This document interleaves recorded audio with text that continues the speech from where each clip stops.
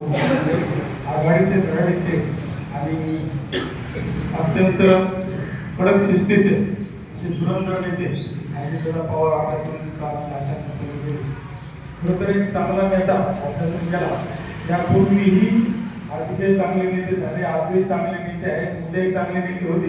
पण दादा होते आणि दादांची भर कोणी भरून काढू शकत नाही. त्यामुळे दादाची भूमिका कायमच तिथं राहील महाराष्ट्रामध्ये. आणि म्हणून त्यांनी एक परवा एक मुलाने सांगितलं की आय लिव दादा, मिसेसला आय लिव म्हण, आई तुझ्या आईवडिलांच्यावर प्रेम कर.